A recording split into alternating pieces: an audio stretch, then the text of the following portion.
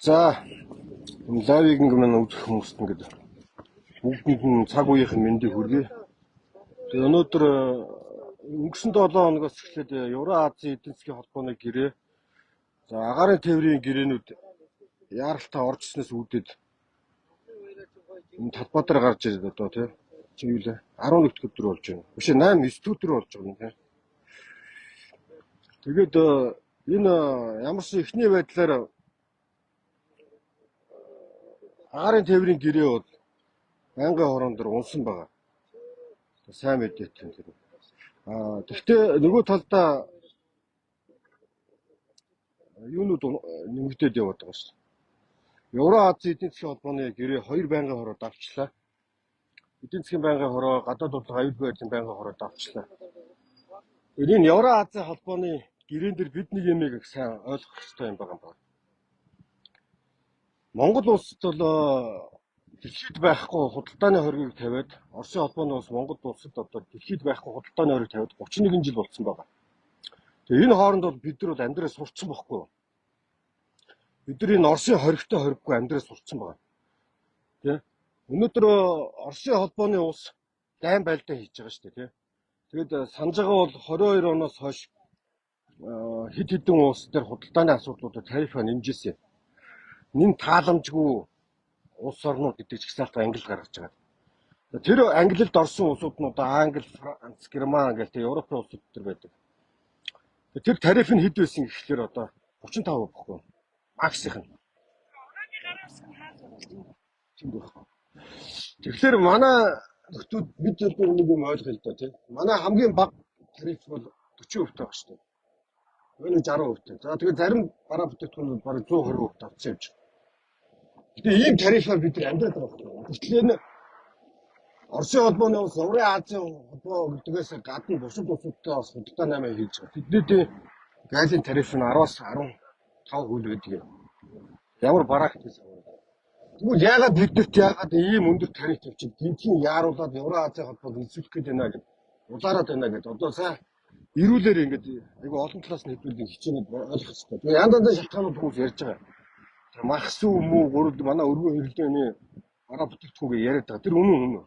Тэрнгөөр дамжаад Монголын дотоодын энэ бас нэг маш олон удаагийн хөнгөлөлт тусламж дээрүүдээр босч ирсэн энэ аж ахуйн нэгжүүд бол маш том цохилтонд орно. Худалдааны салбарууд дээр тийм.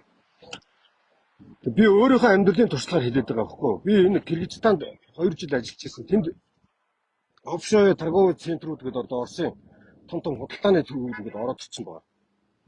Тэрнгөөр дамжаад Кыргызстаны өөрсдөө худалдааны компаниуд нь байхгүй будаа. Бүгд алдагдaltaй ажилладаг байхгүй. Тэгээд дампуурсан маягт. За тэгээ хамгийн гутамшигтай нэг юм нь болохоор Роснефть Кыргызстанд шүү дээ жижиглэнгийн нефть зарж байгаа. Колонкор. Тэгэхэд Казахстанд дэлхийд дээр хамгийн хямдхан бензиний эхний 10 улс дотор багтдаг улс шүү дээ хямдхан. Тэгэхэд Кыргызстан одоо баг Монголтой адилхан зэрэгэлдэг. Евразийн холбоонд ижилхэн байгаа шүү дээ. За энэ нэг ингээд хүчин зүйлэн шүү. За тэгвэл Евразийн холбооны 2 улс нь одоо Кыргызстан, Казахстан 2 биш нэ тий. Өнөөдөр Оросын холбооны улс руу хийж байгаа реэкспорт буюу тий дамжуулан авчих одоо терминалуудаа хумээд байгаа байхгүй юу? Энийг яаж хомдог гэхээр эхний ээлжинд 2 улсын хооронд тухайн улсуудын хооронд явж байгаа гадаад гүйлгэнүүдийг хязгаарлаж эхэлдэг. Тэгээ компаниуд дээр нь хязгаарлалтууд тавьж эхэлдэг. Тийм зүйлүүд болцсон. Тэгээ тэрийнхээ бол их тод зарлж байгаа.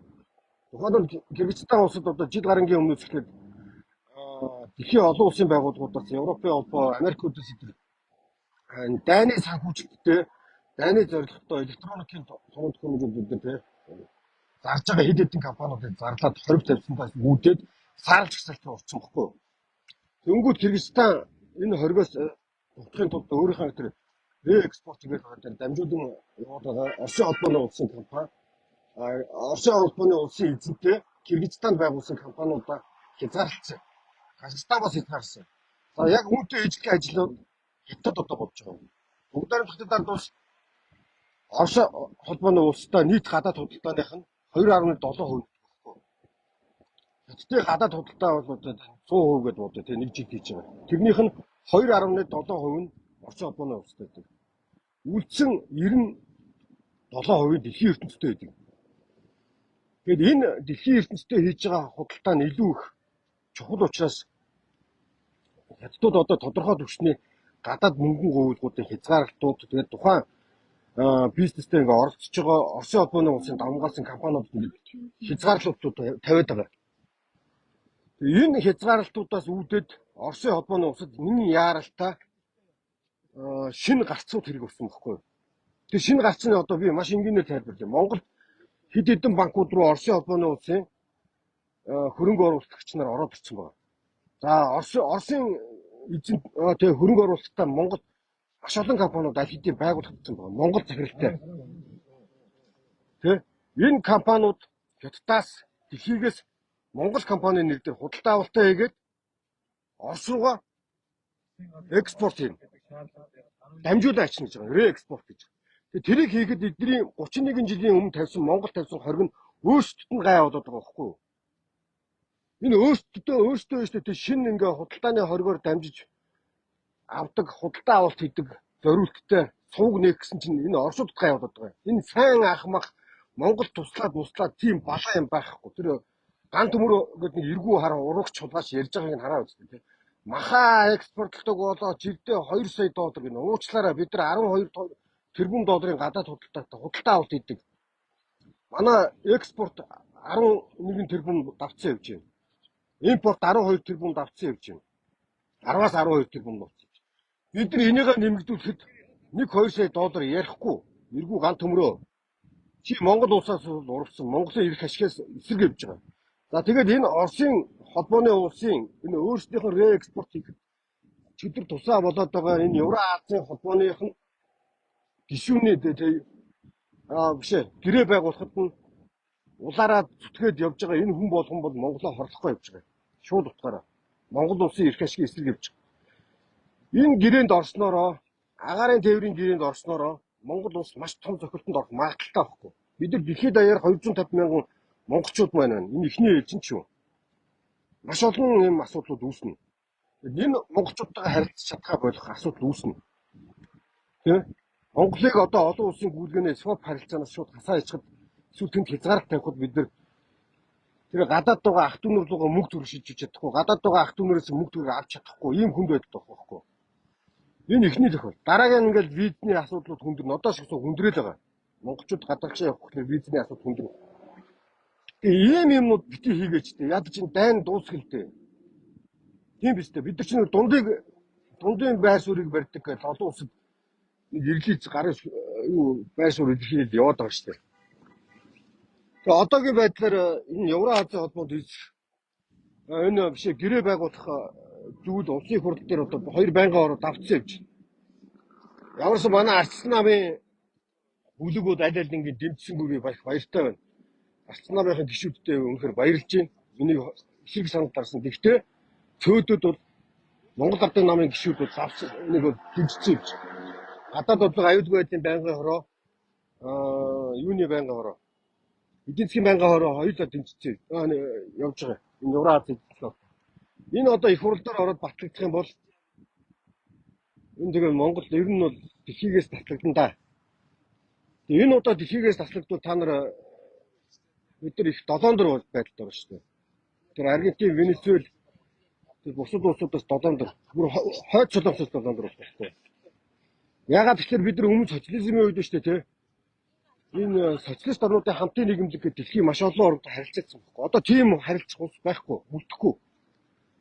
Энэ Орос, Хятад хоёр л үлдэн. Тэгээ эдний яг хүслээр бид нар амьдрах байхгүй. Эдгээр юу хүсэж чинь яг тэрнийхэн дагуу амьдрна. Бид нар юу гэж хэлэн тэрнийхэн дагуу амьдрна. Тэгээ амтны ферм дотор байдаг амтны шиг л амьдрын шүү дээ. Хоол ахиухуу өгөөсөө бити зодоосоо гэх. Тэгээ тийм баймааргүй төлөө одоо ингээд энэ асуудлыг зогсоохын төлөө би уриалж байгаа шүү. Тэгээд энэ лайв маань жоохон сайхан шеэрлээд өгөөрэй. Би тэгээд товчоо ярих гэж чадахгүй байгаа энэ өөрөө том сэдв байгаа учраас тийм ээ.